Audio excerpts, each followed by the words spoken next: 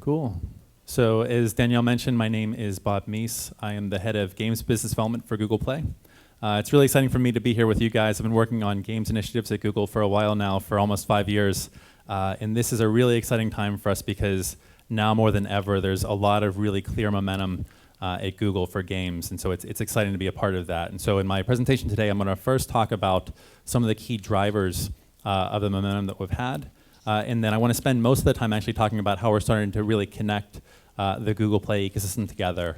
And so focusing on some of our key initiatives like Android TV and Google Play games in helping developers expand internationally. And so we think about momentum, we start with Android. And it's really compelling that today there are more than 1 billion monthly active Android users. It's just a huge overall population.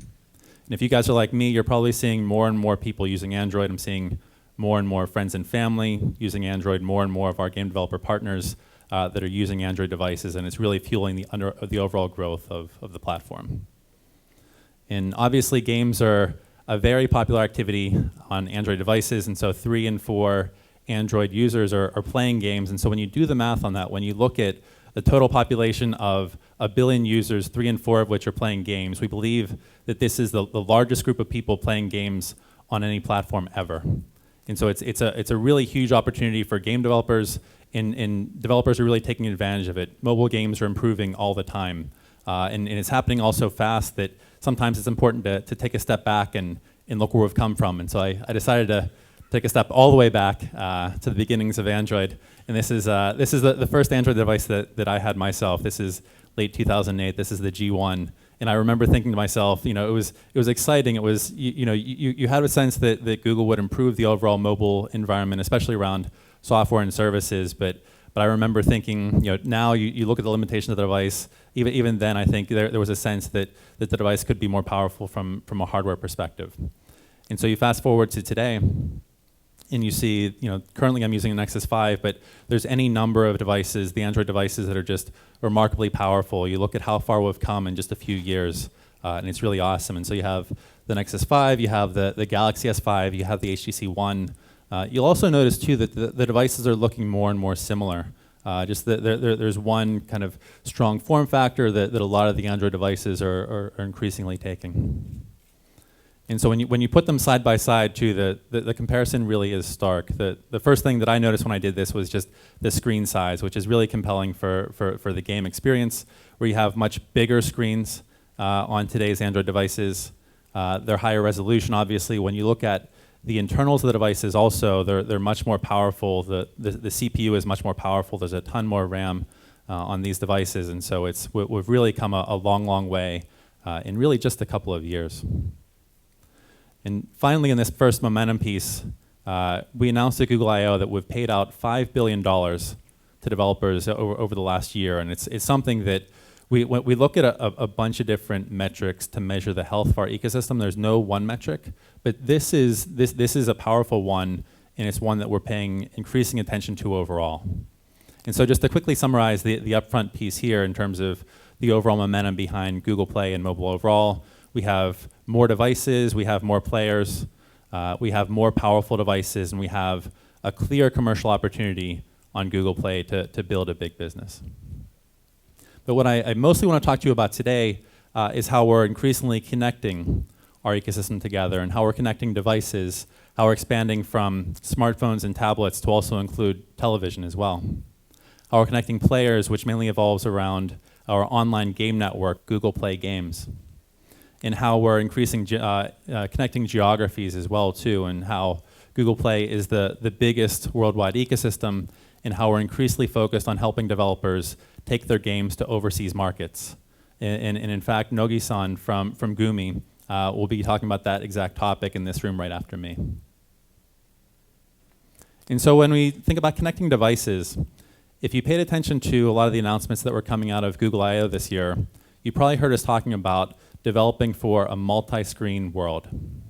And for games, what that means is connecting the overall experience from a smartphone to a tablet and then into a television. And that's really what we think is the most powerful way to think about the opportunity for Android TV is in that context, is an extension of the existing ecosystem that exists today for smartphone, into tablet, and then into television.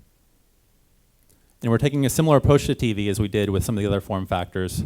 We're taking an ecosystem approach, and we already have several different hardware manufacturers that have publicly signed up to support the Android TV ecosystem, including some of the largest TV manufacturers worldwide.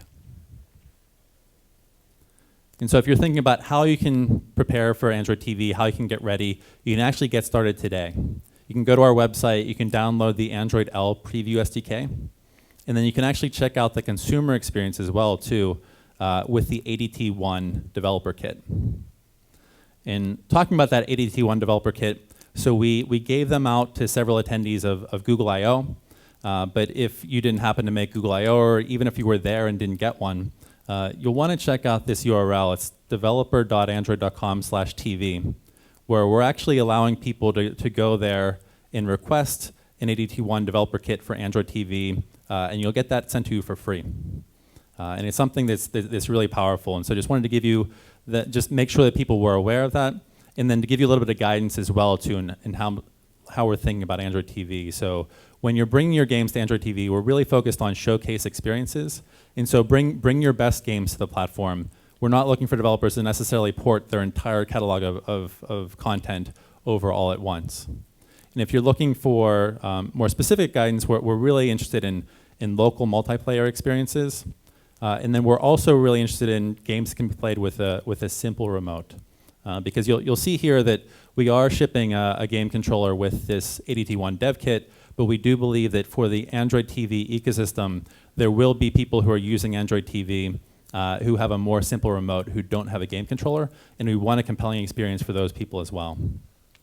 And kind of speaking more personally about that too, I have a 4-year-old son who definitely has a bit of a mobile gaming habit right now, where we have an Xbox One at home, and the controller is still too complex for him. And so I'm really personally very excited about the opportunity to be playing games with my son that are a bit simpler, that have more of a simple remote using Android TV. And so I think that's something that is really powerful to take these mobile gaming experiences and extend them into the biggest screen on the house and make them more social. And in a way, I think of it as, in my household, again, in the same way that for video, the Chromecast extended a lot of the consumption that was happening on smaller devices, on tablets, and on PCs, and extended it into the biggest screen of the house with the television. I think we have a similar kind of opportunity on the Android TV side to extend the mobile gaming experience onto the bigger screens and make them more social in that way. And so next I want to talk about connecting players. And when we talk about connecting players, we talk about our online game network, Google Play Games. And so it's growing very, very quickly. We announced it at Google I/O that Google Play Games has added 100 new players in the last 6 months alone, becoming the fastest growing mobile game network in history. And we're not just adding new players, we're also adding a variety of new features as well. And one that we're particularly excited about is quests, which is the ability to add time-based events to your games. And you can see here one of the early implementations of quests. It's a pretty fun one from the developer Limbic for their game Tower of Madness 2, where you can start a quest to win the rare black sheepskin for completing this quest. It's a ton of fun. But the basic structure of quests, it's actually really simple to get started. And so there's 3 basic elements to what a quest is in Google Play Games. You set up events within your game. You set up a time frame by which those events need to be completed. And then you have a reward for completing that quest. And so it's actually very simple to get started, but there's a lot of depth as well in this quest, where you can actually run up to 20 simultaneous quests within your games, and you can include any number of events in any combination that form this quest. And so we really like this new feature for both its simplicity and its depth that you can explore overall. And we would encourage you to make it fun too, because for us, we love to talk about the fun examples, and players love these kind of examples, especially when you have a fun reward. And so we're really finding that developers love quests. First, for the engaging and compelling player experiences that they're creating, including rewards that keep players coming back time and time again. And then we're also finding that developers love quests for the incremental discovery opportunities that are available for those that integrate quests through the Google Play Games app, where Quest will get incremental discovery, as well as Android notifications, where games that integrate Quest will get incremental discovery as well. The next feature I want to talk about is saved games. And so saved games is an extension of the cloud save feature that we announced last year. And so cloud save is a way to save your game activity on one device over time, or to move it to another device. And so when we think of saved games, we really think of a digital bookmark that allows you to just pick up right where you left off within the game and go from there. And so the transition from cloud save to save games is really compelling. It's a lot more visual with the new save games feature that we have, and there's a ton more storage as well too for each save. So the save game feature is really better in every possible way. And here too, the way that you experience it. So I was playing Leo's Fortune a couple of days ago. It's been a couple of days, but I go back into the Play Games app, and there it is right there where the level that I left off and the date that I last played is presented right there in front of me, and I'm like, yeah, I can go and I can beat that level, and you're right back in the game right at that point. And so the access point for both of these features too, they can be accessed through the Play Games app. And so that speaks to a lot of the consumer features that we're adding with Google Play Games. In terms of the developer side as well too, where developers are increasingly telling us that the players who sign in with Google Play Games are just much, much better overall than those that do not. And so there's many examples, but I'll call out three in particular. And so the first is TMSoft's Compulsive, which has integrated Google Play Games across both Android and iOS. And what they found was that for those players who had signed in, they were playing for 2.3 times. They had 2.3 times as much play time per player, and they were making 4.6 times as many purchases per player. And so there's a lot of benefit to having more and more of your players sign in. Similar pattern happens with Glue's Deer Hunter 2, where they were seeing 62% more engagement measured in sessions per day for people who had signed in with the services than those who had not, and 3.1 times higher LTV for those who had signed in versus those who had not.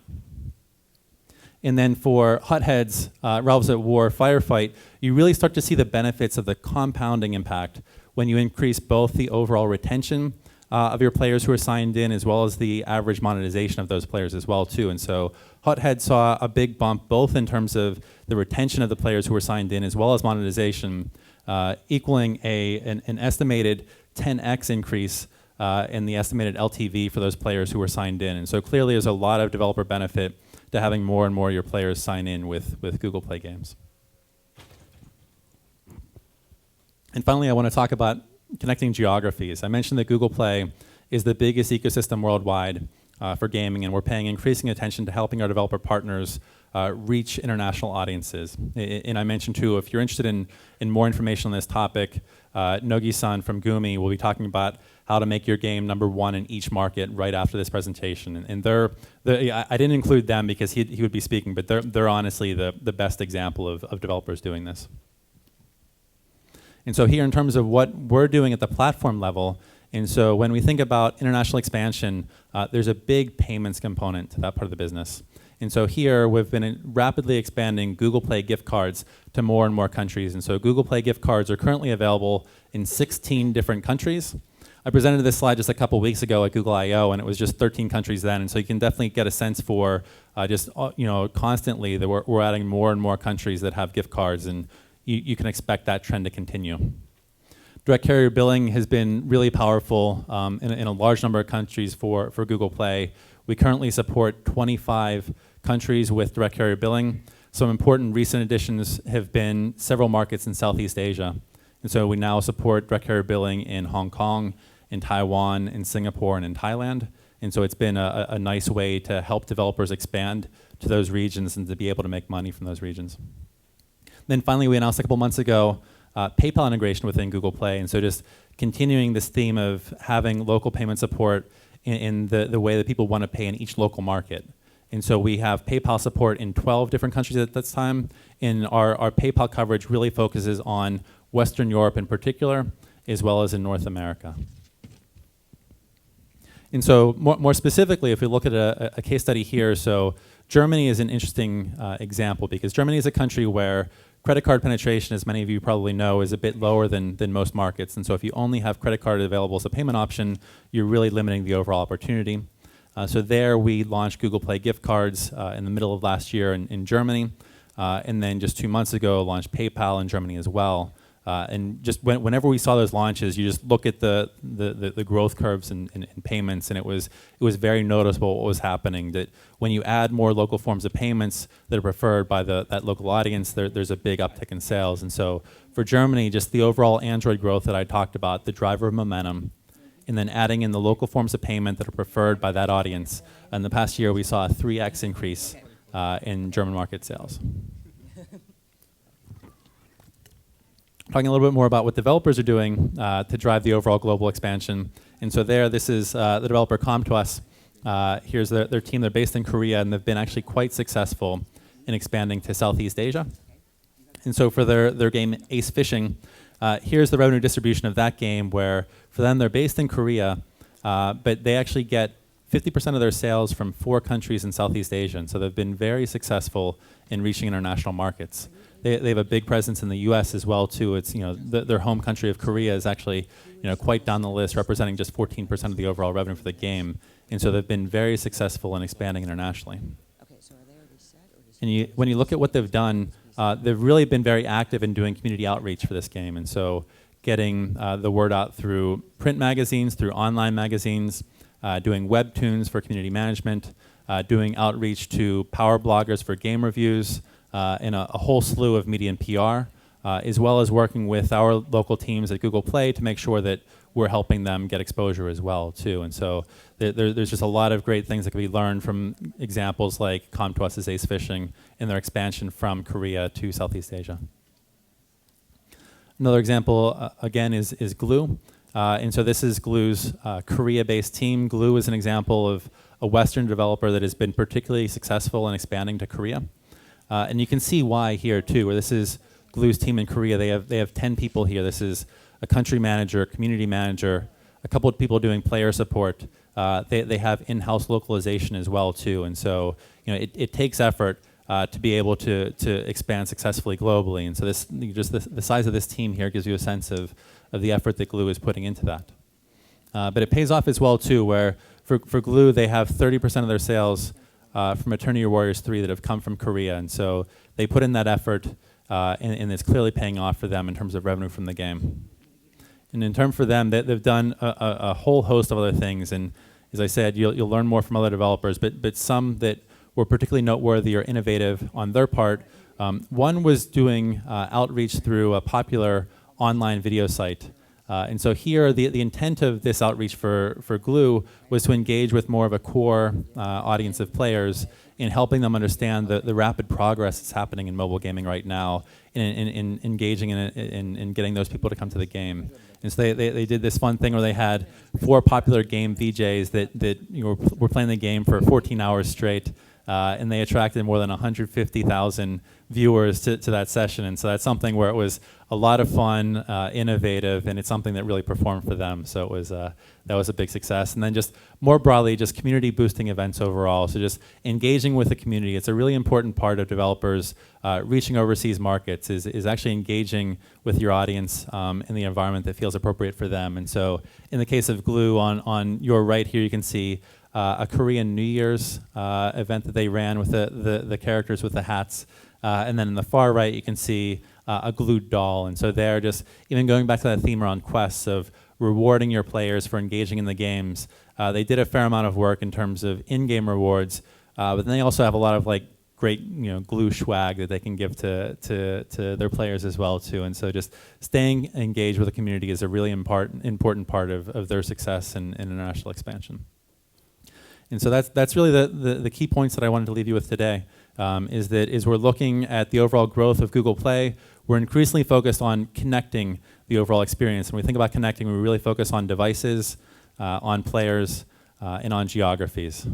So thank you all for listening today.